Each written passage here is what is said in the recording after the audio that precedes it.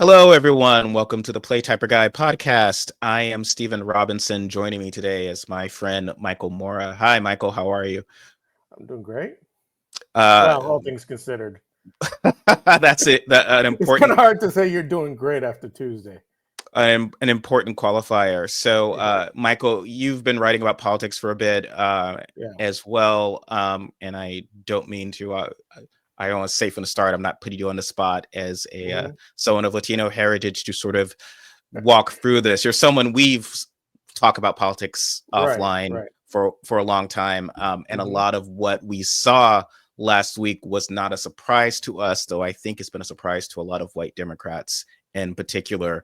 Um, so, what are your thoughts in general upon us? Let's be frank here: Donald Trump's historic performance among people of color, specifically Latinos. I think he did um, n- as well, if not slightly better, than um, George W. Bush from Texas hmm in 2004. The weirdest part for me this week is so obviously Tuesday was the election, and I woke up early on Wednesday and I looked. The first thing I did was look at the results that happened while I slept, and as soon as I saw projected winner, I shut off my phone and just had to contemplate what was going on in the universe after that. But the hardest thing that I've had to deal with this week is coming to a long realization that's kind of been percolating in the back of my mind for a while, but it's something we're going to have to reckon with. And the Democratic Party is definitely going to have to reckon with if they're going to move forward from here. Is that there's really no such thing as Latinos. Hmm. So what you're talking about is a lumping together of all these disparate, countries of origin that all have different histories. The only thing that they have in common is that they were all touched at one point by the Spanish Empire, and because of that, a lot of them speak Spanish.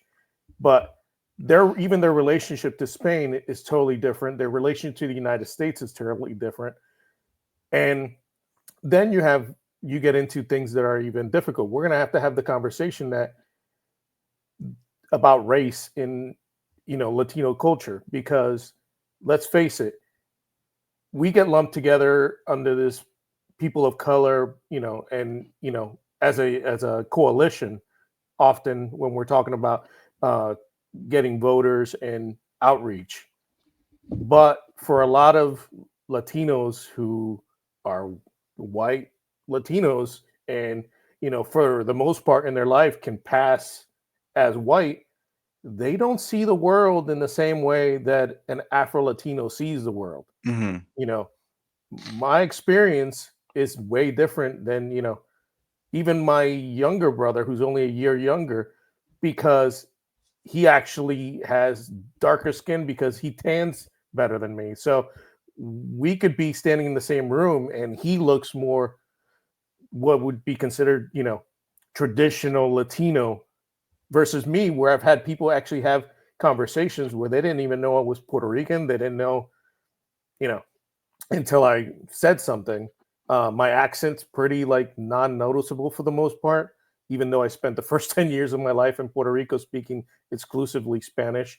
So it's a whole conversation we have to have about that. And need to have that conversation because it is not shocking to me after a few days of processing all this that, for example, in South Florida, a large part of the Cuban population obviously relates better to Republican and to whites than they do to other Latinos. Hmm. So they will vote for the white guy. And when, they see white people being oppressed, quote unquote, by, pop culture or leftists, whatever grievance that they have, they take the same offense, even though they're not white. It's that whole thing of like they believe that they're white, and until we get to the point where you know the darkest timeline of like Republicans are actually now targeting every Latino, doesn't matter what the color of your skin is, they're not going to realize that I'm not white until that Hmm. happens. Whiteness is this weird concept. Sure. it seems anyway. And I kind of agree that this is arguably more about class politically in the sense of what's Hmm. happened to the Democratic Party.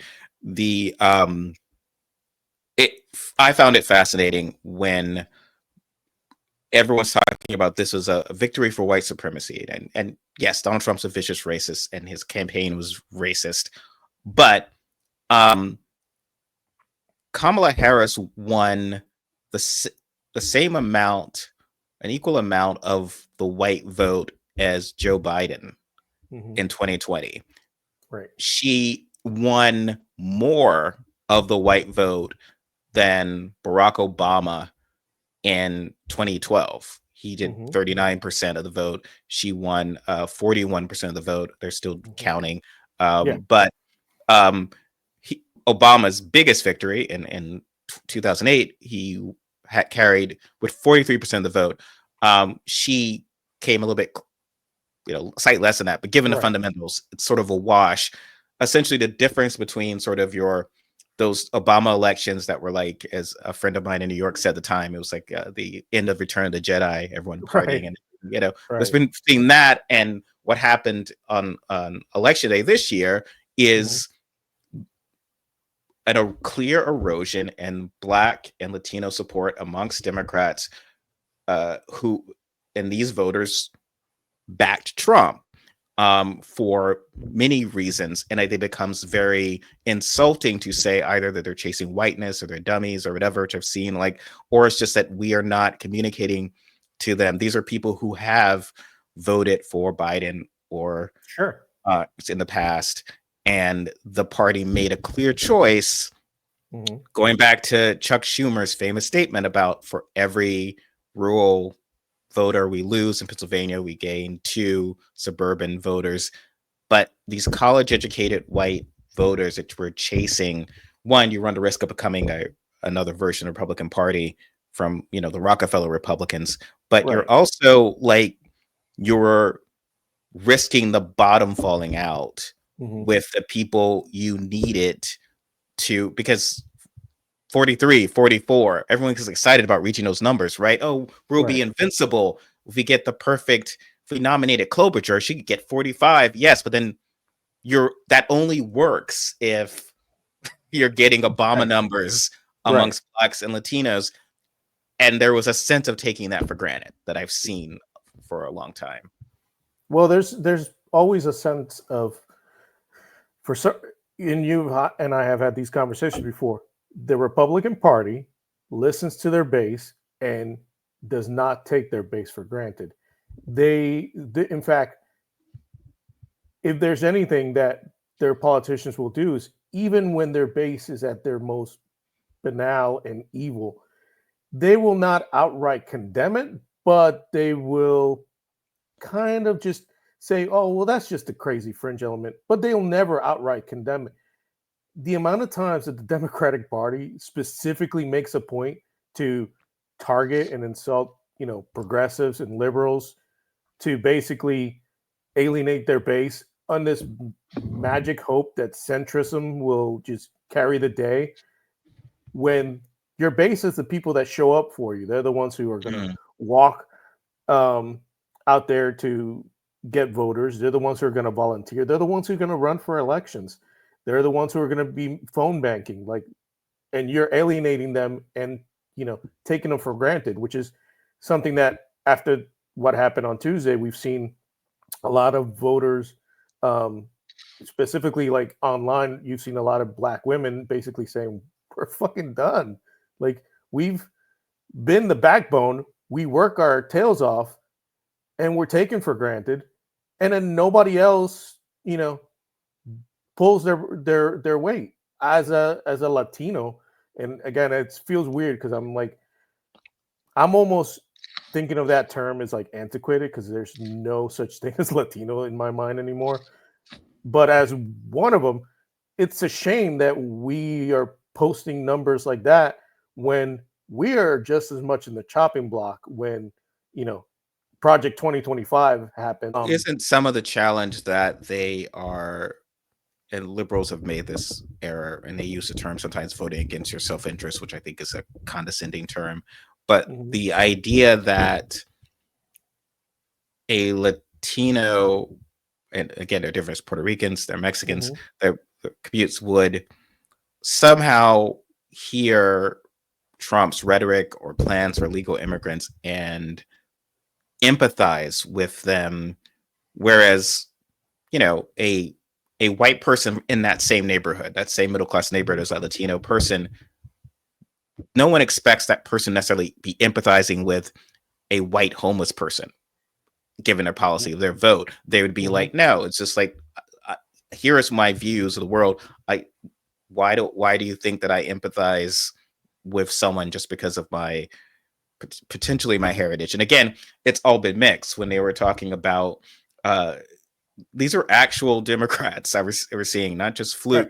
loony people. But they were actually saying in 2016 that Officer Hillary Clinton was going to win Florida because Trump had insulted Mexicans. And that does, well, what are you talking about? Like that, I mean, Doesn't translate, and that's so. can So you go and you can explain that for folks who might be confused? so I think you just nailed it on the head. We don't expect any white person to feel bad for a poor white person because yes, they may be racially white, but they're different people with different uh, life experiences, different economic status, different states, different issues.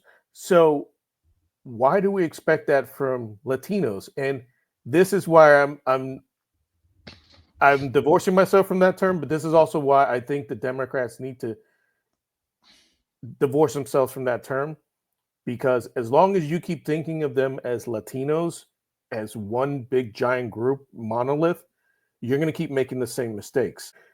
I was watching a documentary on HBO called 537 Votes, and it's about the 2000 election, the Gore v. Bush election. And the premise of the documentary is that the outcome of that election was decided like in April 11th of like 2000, way before the election happened, because the Cuban community got galvanized around the whole Alien Gonzalez Hmm. uh, Hmm. thing.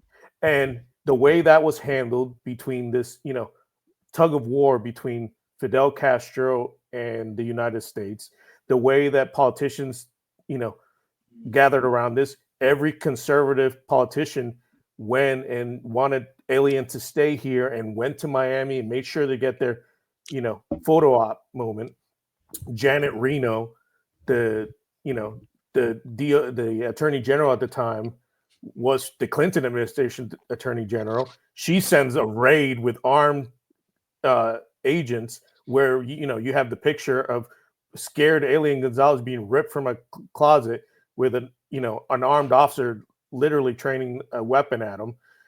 The entire Cuban community in Miami just basically being galvanized and angered from this to the point where they were talking about doing el voto castigo, which basically translates to the revenge vote. We are purposely gonna vote against Al Gore to pay him back for what happened. You had the fecklessness of the mayor of Miami at the time, which was Alex Pinellas. Um, you have all these things. You had a guy named Armando Gutierrez, which he was part of the establishment of Miami politics, and he was deep ingrained. He helped select, like, basically, he helped pick judges because in South Florida, judges have to be elected.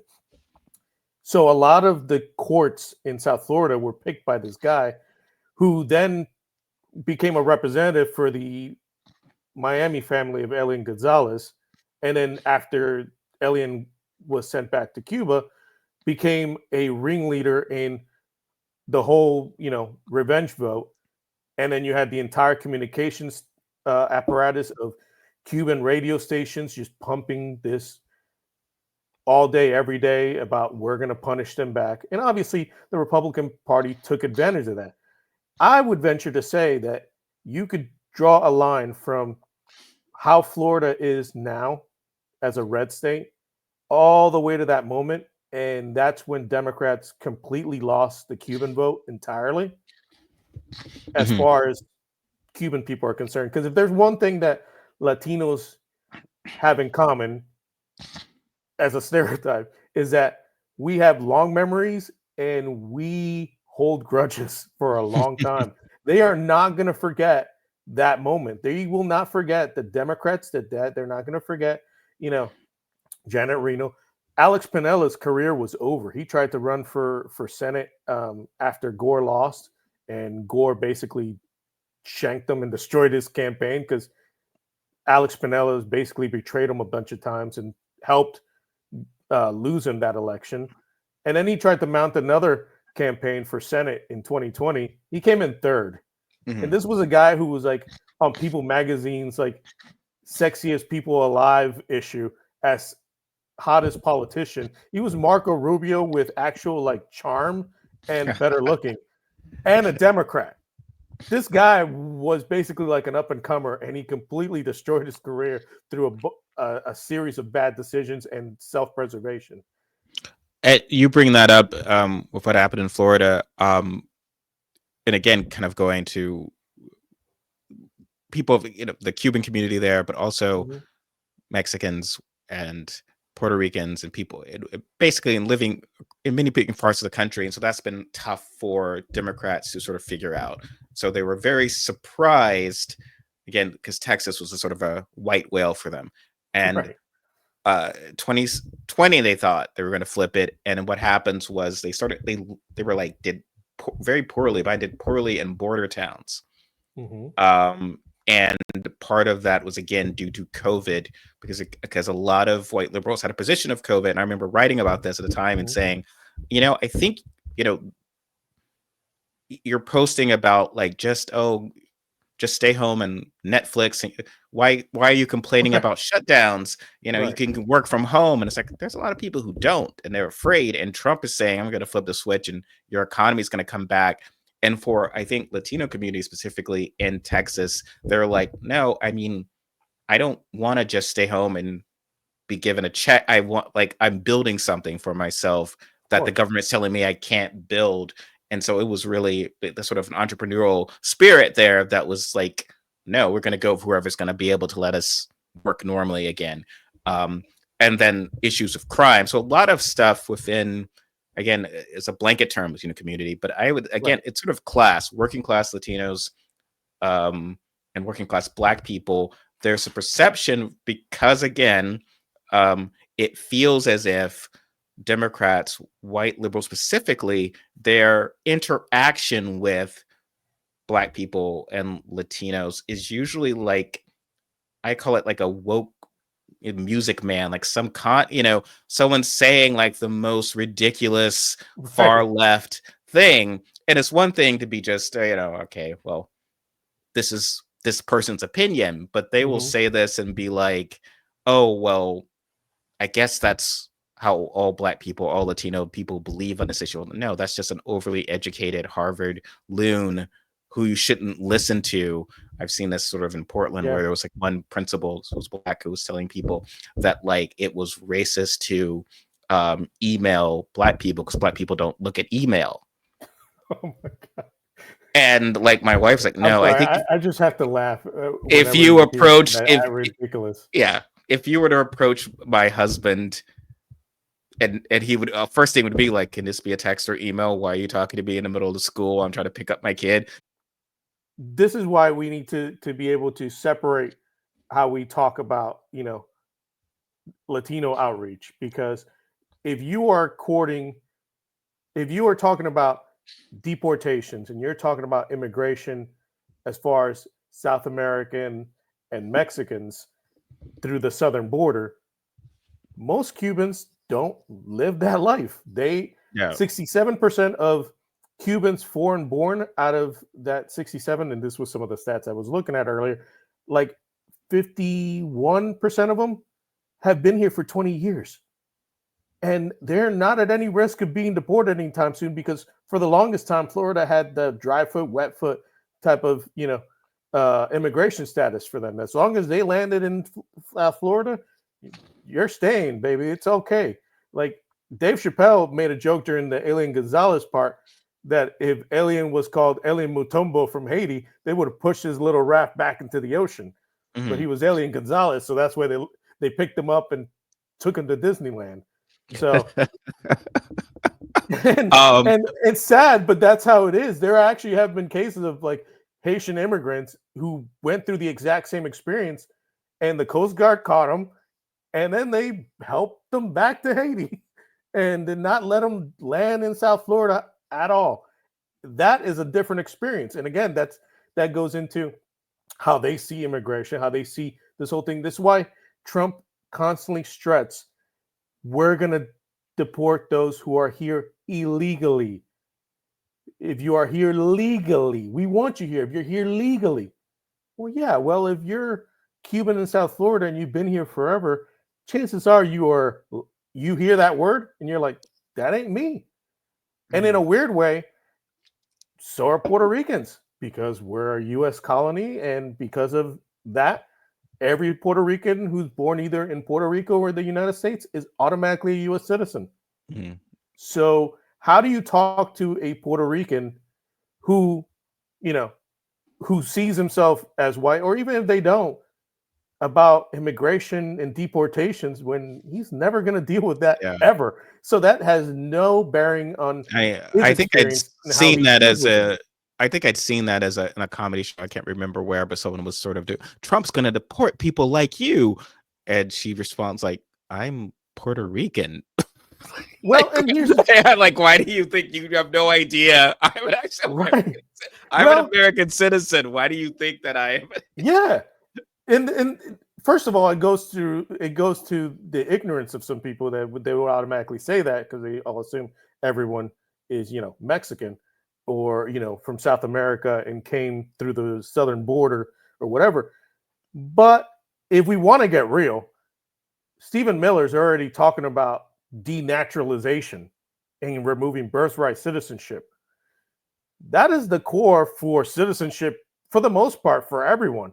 Mhm. It is not a hard line to make if Democrats really want to explain it, that yeah, you right now, Cubans, Puerto Ricans, and even Mexicans who are US citizens right now, legally, you're okay. They're when they start deporting, yeah, they're gonna get through the people who are here legally. But once they get through those and they get rid of birthright citizenship, I'm sorry, but they're Yeah. gonna eventually get to you. If they remove Uh, birthright citizenship, every Puerto Rican loses their citizenship. Every Cuban who's here loses a citizenship.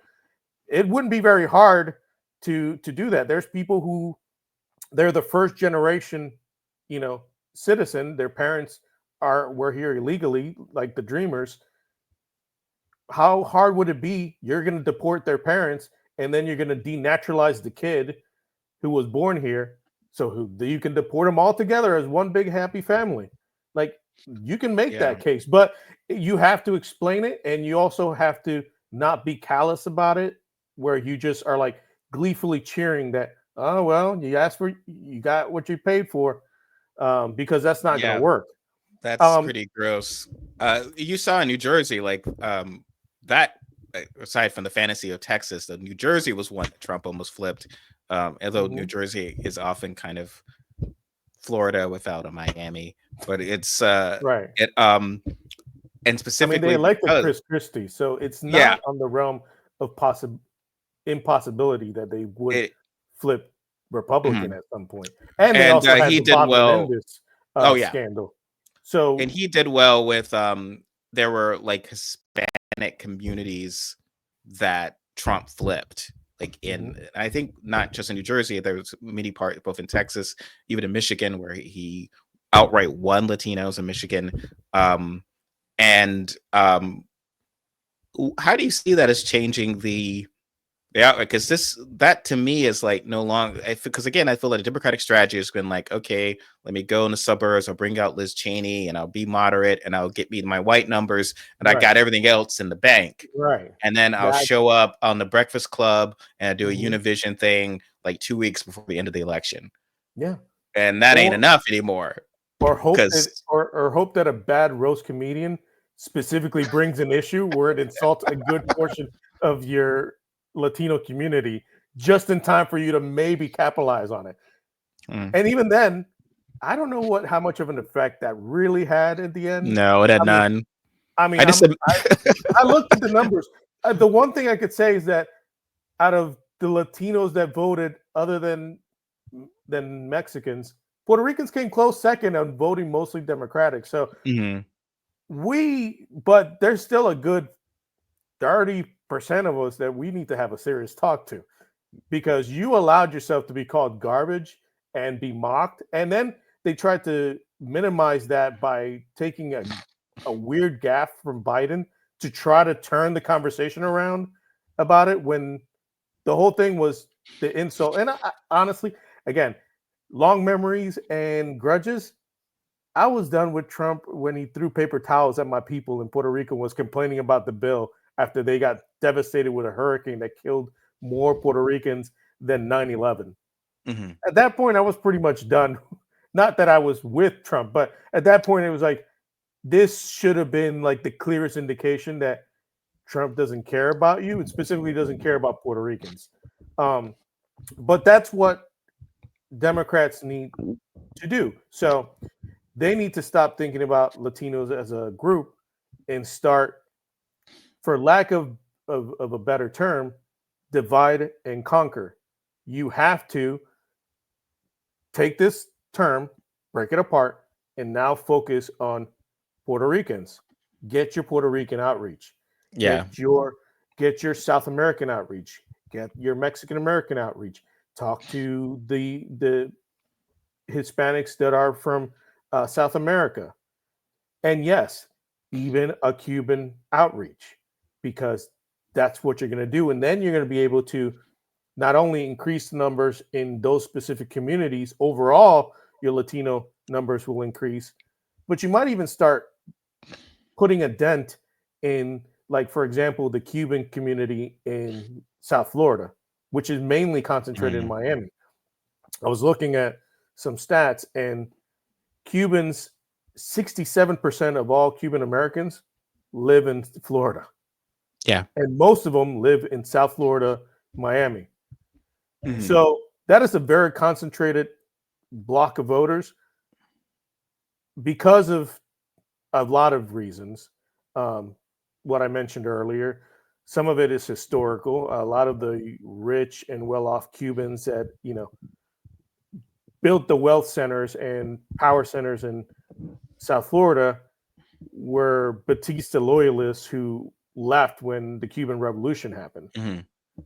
So they hate communism, but not for the same reason that a guy that a boat fleeing Oh communism yeah. hates it.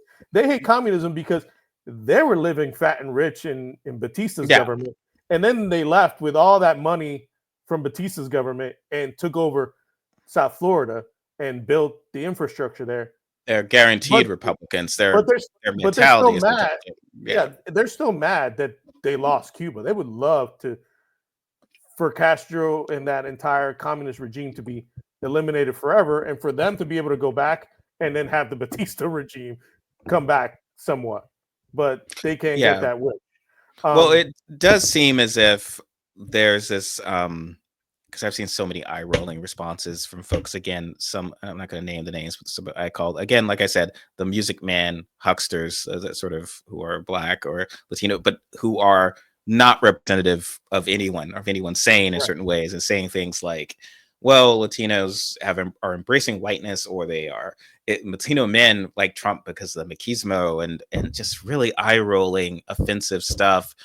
And again, this is stuff that's been going on that I've been documenting from like a year ago. I'd written a year ago. I was roundly mocked uh, when I wrote this for another publication about a year ago right, about Biden having tanking numbers amongst Black people and Latinos.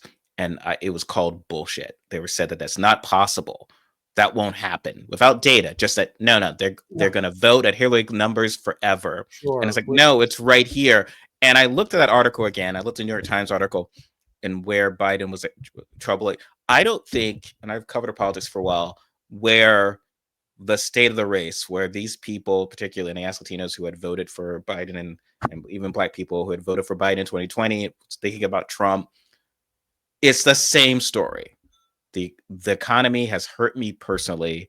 The economy is not going well. Here's my issues.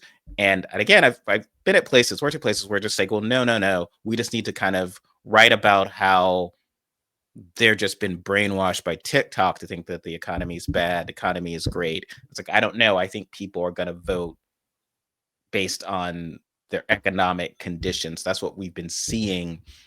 And to the extent that it had, like, the Democrats had not changed that state of the race, almost defiantly so, from the warning shots that were there, is astonishing to me.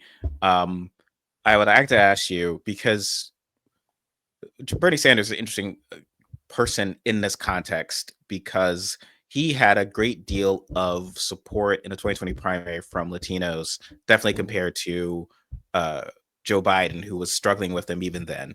And, and again, a lot of the great white hopes in there, like Buttigieg and Klobuchar, were also doing like 4 and 10% amongst Latinos. But Sanders is doing completely well. But then there would be sort of a mainstream Democratic response that, well, no,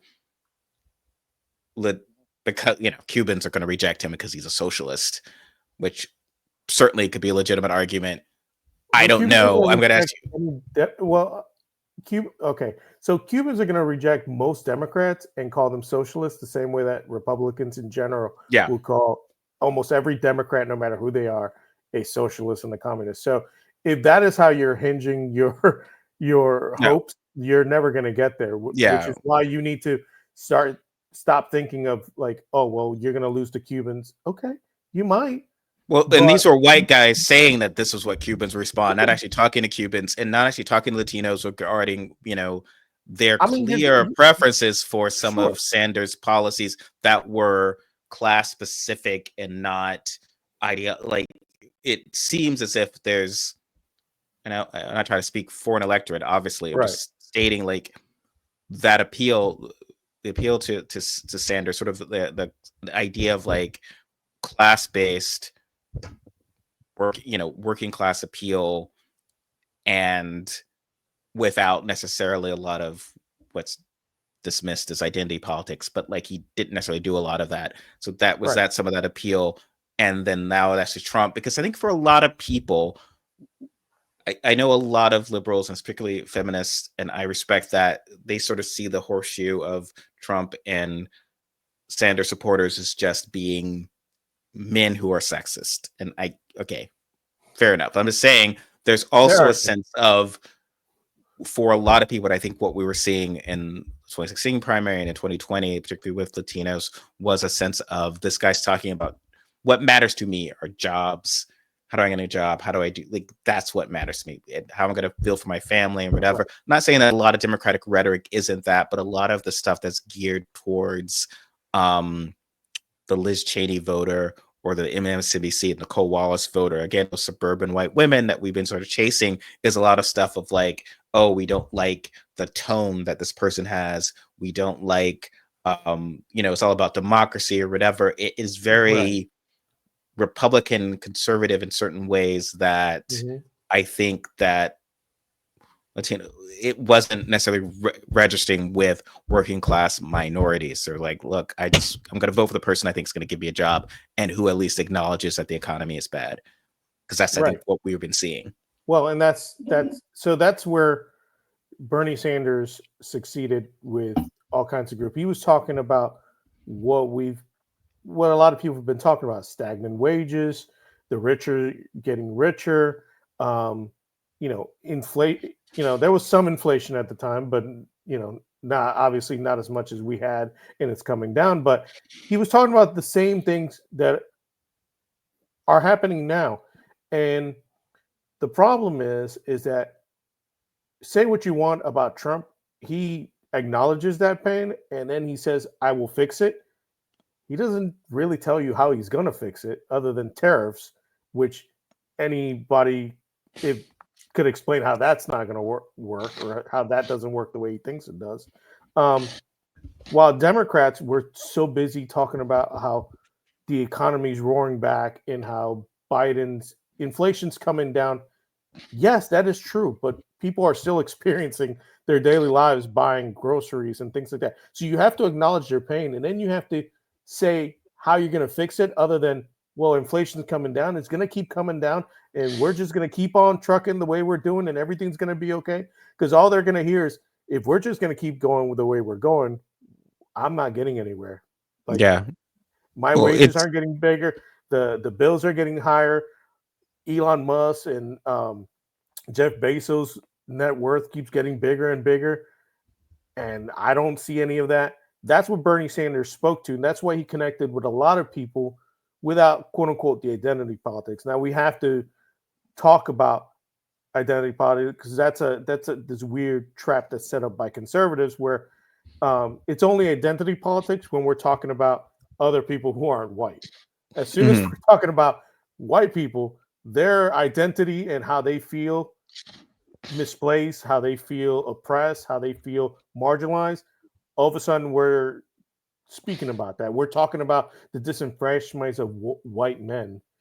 Well, Latino men are disenfranchised too. Black men are disenfranchised too. Yeah. Black women are disenfranchised. So we have to talk about everyone together and how we can all work together to make things better. It's why you know, yes, Bernie Sanders would have lost some voters in South Florida from the Cuban community because they're hardliners, and they would have. But second and third generation Cubans who have been raised in South Florida, who've never lived with any of that, who've been Americans forever, who see through this is just, propaganda, or how conveniently everyone, the minute that they are a Democrat, just automatically becomes a communist, no matter what they do. Mhm. They see through the propaganda, and those are the people you could reach. Those are the people you Oh would have yeah. reached with a Bernie Sanders. I They're the think people you would have. Sanders populism is effective. I think socialism in general is not. And I know I get pushback from a lot of my more liberal friends, especially in Portland, but white liberal friends. But I feel like, speaking as someone, family in South Carolina, Black people of all backgrounds, and I'm curious in your experiences as well. We are capitalists. Like, Yeah. it's about what you can do, build for yourself, build for your family. That's the kind of language, and a lot of the language of socialism. And I think Sanders tends to avoid that more so than, say, even Liz Warren and others. It tends to just feel like things that just doesn't resonate. Like, oh, we'll take care of you, or we will, here's all this sort of universe. But there's no sense of, well, no. How do I pick my own kingdom in the sky? How do I Hmm. build? Like, that's inherently the Yeah. feeling I get from these communities. And I think they tend to be sort of not as jazzed by that. And so the response to sort of Trump's faux populism, because he's a con artist and his buddy Hmm. is Elon Musk, for God's sakes, but Right. the response to that faux populism would be sort of legitimate populism. So with Cubans, right? So I had mentioned Cubans. I had mentioned, the large population of Cubans in Florida. But then when you look at other states, most of the Cuban population is in Texas and Arizona and some in New York. What struck me when I was looking at those stats from Pew Research was, other than Florida, which was once a swing state, none of the states where Cuban populations are at, for the most part, are any of the swing states that are currently the swing states, the most need states. So when you build, your rhetoric around immigration and, Mexicans and Venezuelans and South Americans and all that, or your fear of the Cuban population in South Florida, you negate other voters from other places, from Dominican Republic Yeah. and from Puerto Rico. And Puerto Rico is a very interesting place because of their history, and I would know because I had to study it like American history for the first 10 years. So we were a colony of Spain. We then, during the Spanish American War, we were basically the consolation prize given to the United States. we tried to have a revolution and, you know, failed. Republicans didn't fail to mention that after January 6th, when most people were talking about, the Capitol was attacked, and this is the first time we've seen that. No, they were very quick to remind you that Puerto Rican nationals attacked the Capitol decades before that, because they were fighting for revolution. They were, for a long time, Puerto Ricans weren't even allowed to have their flag. It was basically outlawed. And then when they were finally allowed to have the flag, conspicuous thing that happened is that they changed the shade of the blue. It used to be like the baby blue, like the ocean, supposed to represent the ocean. But they changed the shade of blue to a very dark naval royal blue, which happens to coincide with the same royal blue that's used in the American flag, which was like a subtle way of saying, like, we're giving you your flag back, but this is a reminder that you are a colony of the United States. And because of all that history, Puerto Rico, and because they're U.S. citizens from birth, they don't really align to a certain political party. We've had this conversation where if you made Puerto Rico a state, they are not guaranteed to be two brand new Democratic senators. Like Mitch McConnell fears that they're going to be two Democrat senators, but I would even venture to say that you could end up with two extra Republican senators, because even now they just elected in Puerto Rico their governor and their politicians, basically right-wing politicians. The lone representative in the House who has no voting power, she's a Republican and has been a Latino for Trump outreach person, and she's a Puerto Rican from the island whose only thing in Congress is that she gets to go ceremonially because she has no voting power. So she just gets to show up to the meetings and I guess have dessert with, like, Dick Durbin and stuff, but that's it. Yeah. That she doesn't get anything else. They might be Republicans might be open to letting the statehood given the before. I mean, those three swing states, Harris had the same white share of the vote as Biden, and clearly the difference in every one. Well, in Michigan and Puerto Rico and Michigan and Pennsylvania, the difference was the Latino vote, and in Wisconsin, it was Trump almost tripling his share of the black vote. That was the game. Otherwise, Right. she had the same share of the white vote. So that's, to me, is what, to sort of loop this up, I feel like that's what Democrats have to be looking at, like that we were making this play thinking we had all this. You're my military man, so you would say it Yeah. right, like you make a Yeah. play thinking this, I'm going to take this hit, but I got this shored up, and then you Right. don't. You and don't. that You left your flanks weakened and you charged forward, and because your flanks were weakened, you got outflanked by the Trump campaign. And this is why I was talking about, so with Puerto Ricans, so the population, I was looking at this. There's a large population in Florida, mainly in that Orlando, Osceola County, which is like the lone blue county or in Florida. When you look at their map from this election, it's a sea of red and then a very tiny bit of blue around Orlando. That's your concentration of Puerto Ricans in Florida. But then the rest of your population of Puerto Ricans is in New York, in Pennsylvania, in Michigan. You have some in Wisconsin. You literally have most of your Puerto Ricans that are in the United States and, in the same swing states that you need. And you made no outreach until the last minute because Tony Hinchcliffe told a bad joke. You never really spoke directly to Puerto Ricans. And as Puerto Ricans, again, you have to talk to them the same way you would talk to any other American. You have to talk about the economy. You have to talk about a better future, about education, because that's what they care about, because they are American citizens. They are not immigrants to this country who, see themselves as immigrants. So you have to have that outreach. And when you look at the population of Puerto Ricans to other and this might be selfish of me. I want my people to really help, but when you look at the population, there's so many Puerto Ricans that if Democrats focused on Puerto Ricans or they focus on specific, groups in the Latino subcategory, there's a good chance that you would have enough Puerto Rican votes to win the electoral college. You might have enough Puerto Rican votes to even swing Florida. There's 2.4 million estimated 2.4 million Cubans in Florida. In the same Florida, is estimated you have 1.2 million Puerto Ricans. In the United States, the Cuban population is about 3 million. So most of them are in Florida.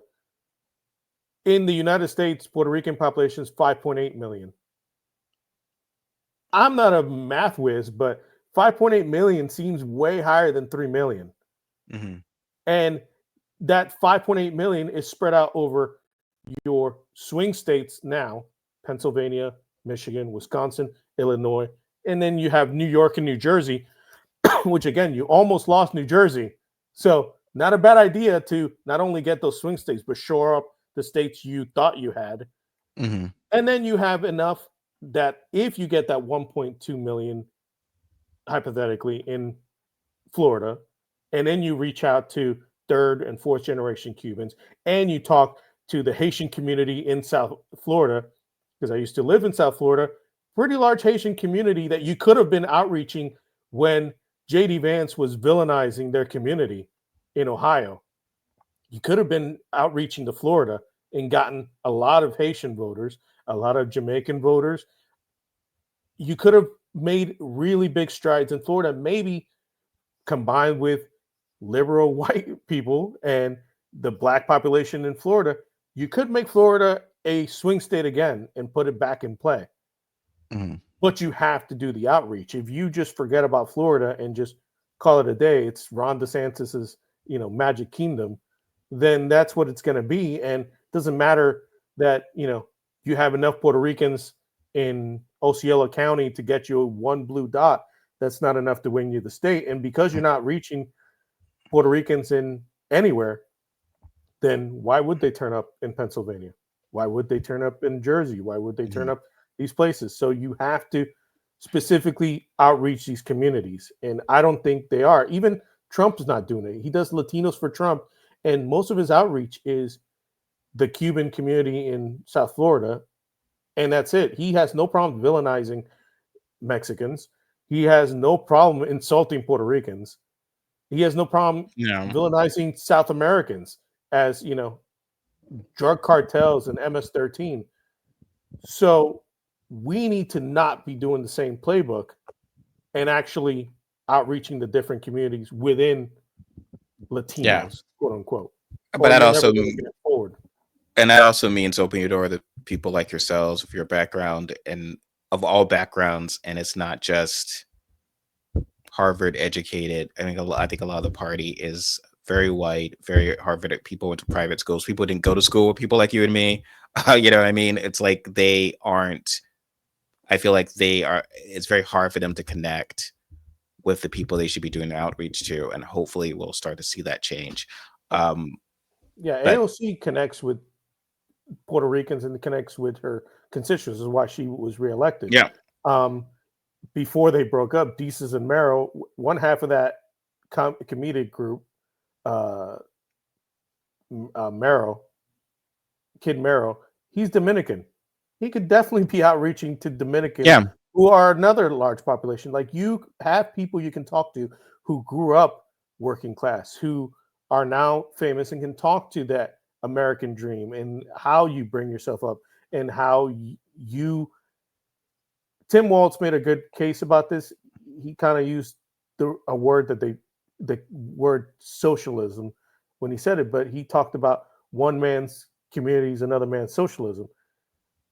If he had just taken that word out because of the way they were going to take it out of context, which Republicans eventually did, that is something that you can also talk about. Community. It's the thing that Republicans talk to when they talk about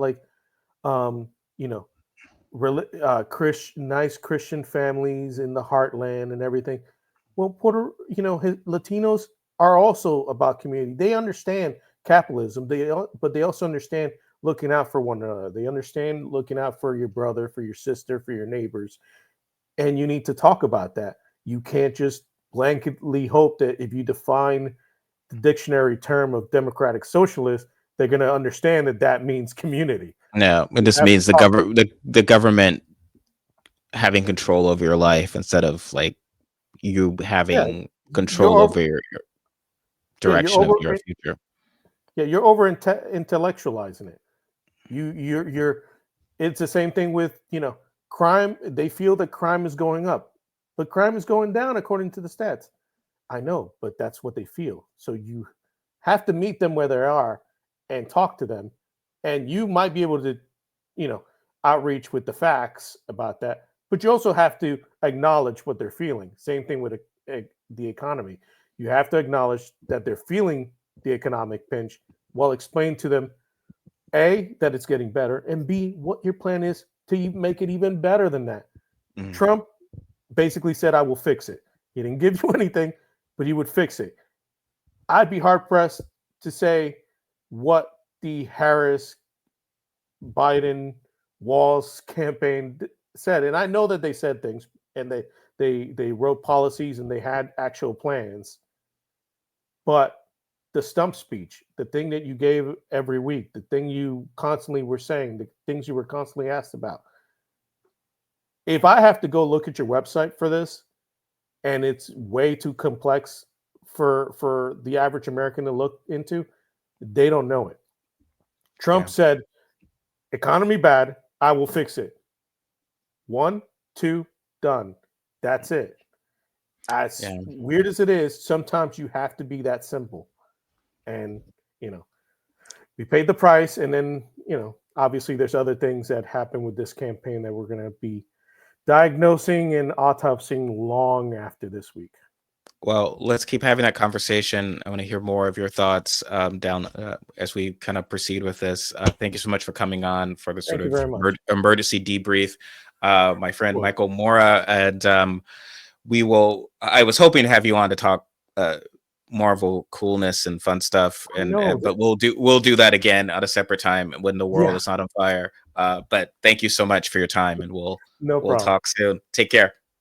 Bye bye.